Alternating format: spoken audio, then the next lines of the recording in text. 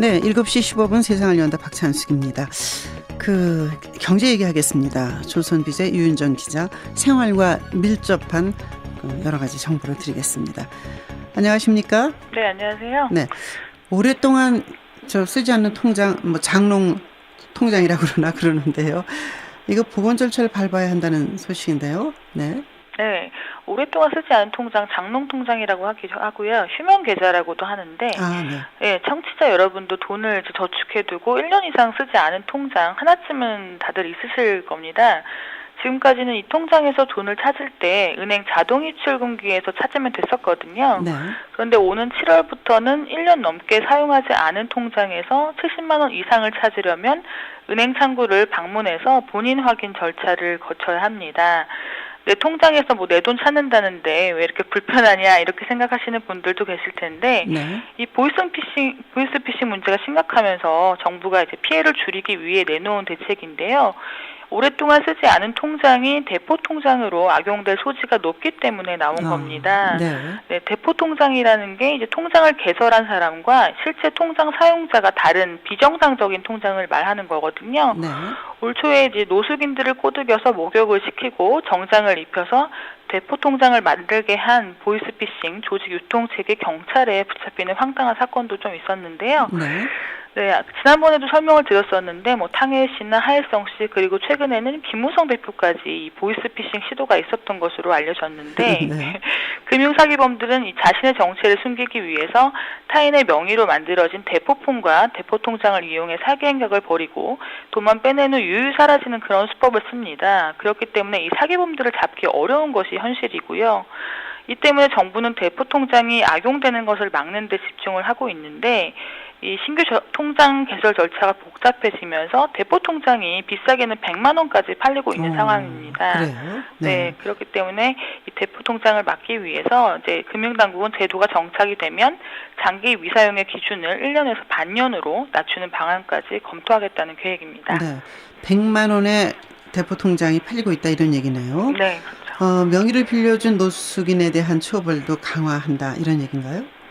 그러니까 노숙인뿐만이 아니라 다른 분들도 모두 해당이 되는 건데, 아까 예를 들었듯이 숙식을 제공한다 이래서 노숙인들한테 대포 통장을 만들게 했던 그런 사례가 있었는데, 이 통장을 빌려주는 대가로 큰 돈을 지불하겠다 이런 유혹을 좀 주의하셔야 할 것 같습니다. 앞으로 금융 범죄에 가담을 하거나 연루된 사람에 대한 처벌도 대폭 강화가 되는데요. 1년에 2번 이상 대포통장 명의자가 되거나 이 대포통장임을 알고도 이를 중개한 사람은 금융질서 문란자로 등록이 됩니다. 네, 이렇게 되면 7년간 금융권에서 대출을 받을 수도 없고요. 또 신규로 카드를 만들 수도 없게 되는데요. 7년이 지나도 향후 5년간 모든 금융기관에 관련 정보가 남습니다. 사실상 12년간 금융거래에서 불이익을 받을 수가 있습니다. 어르신들은 이러한 사실을 잘 모르는 경우가 많아서 사기를 당할 확률도 좀 있을 것 같아요. 주의하셔야 할 듯하고요. 대포통장 거래를 제안을 받았거나 이 정황을 알게 되었을 때 금융감독원에 신고를 하면 50만 원의 포상금을 주는 제도도 본격 시행될 예정입니다. 그렇군요. 정부가 가짜 석유 잡기 위해서 안심주유소 이런 걸 내놨는데 반응이 어떻게 뜨뜻미지근한가요? 어때요? 네, 지난 8일부터 도입이 된 건데 안심주유소라는 거 좀 생소하실 것 같아요. 네, 글쎄요. 저도 잘 몰랐었는데 오늘 그 안심주유소에 대해 대략적인 설명을 좀 드릴까 합니다. 최근 이제 국제유가가 크게 하락했지 않습니까? 네, 기름값이 내리면서 주유소 수익이 많이 줄어들었고 그러면서 가짜 석유가 활개를 치게 됐습니다.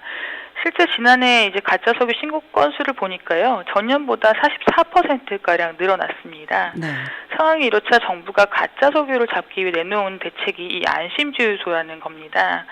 안심주유소가 되기 위해서는 안심마크라는 것을 받아야 되는데요. 쉽게 말하면 전문 관리원한테 품질을 인정받았으니 안심하고 써도 된다 이런 의미입니다. 최근 5년간 가짜 석유를 취급해 적발된 적이 없어야 하는 것도 자격 요건이고요.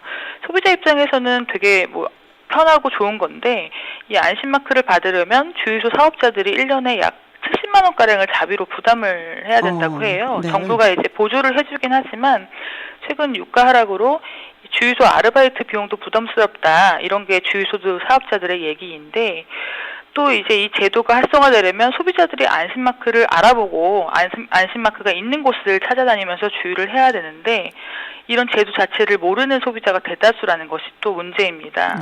네, 말 그대로 인지도가 현저히 낮다는 건데요. 정부는 이런 안심주유소를 올해 150곳, 2017년에는 400곳까지 확대한다는 계획인데 일선 주유소들의 반발은 상당하고요. 네. 탁상 행정이라는 지적까지 나오고 있습니다. 네. 경기도에 이어서 서울시까지 복비 반값으로 깎아준다. 이게 통과됐죠? 네. 네. 네, 예상보다 좀 빠르게 통과가 됐는데 사실 요즘 집값, 전셋값도 높고 이 부동산 중개 수수료, 이른바 복비라고 하는데 이 비용도 높았던 게 부담이 컸습니다. 네. 높은 집값과 전셋값에 허덕이고 있는 분들은 좀 덜 내고 싶은 게 인지상정 아닌가 싶은데요. 그렇죠. 그래서 반값 복비라는 게 등장을 했는데 경기도는 지난달 말부터 이 제도가 시행이 됐죠. 네, 서울 역시 오늘부터 반값 부동산 수수료가 시행이 됩니다. 경기도와 서울시의 반값 복비 제도를 좀 다시 종합을 해서 말씀을 드리면 6억 원에서 9억 원대의 부동산을 매매할 때 수수료율이 0.5% 이내로 낮아졌습니다. 네. 이전에는 0.9%였으니까요. 최대 360만 원의 수수료를 절약할 수가 있게 된 거고요. 또 3억 원에서 6억 원 아래의 전세나 월세 등을 계약할 때 수수료도 0.4% 이하로 내려갑니다. 네. 만약에 경기도나 서울에서 공인중개사가 중개보수를 초과하는 비용을 받으면 영업정지와 고발 등 행정처분을 받게 되는데요. 그런데 이 반값 수수료에 대한 논란이 좀 많습니다. 아, 그래요? 네, 앞서 설명을 드렸듯이 3억 원 이상 전세와 월세, 6억 원 이상의 매매에만 해당하는 건데 소비자들은 모든 구간에서 반값이다. 이렇게 오해를 하고 있는 분들도 많이 있고요. 네.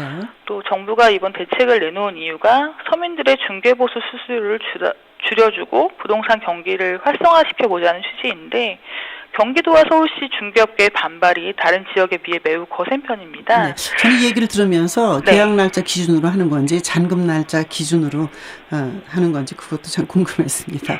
네, 네. 알겠습니다. 고맙습니다. 네. 네. 쉬운 경제 유윤정 조선비즈 기자였습니다. 7시 22분 30초입니다.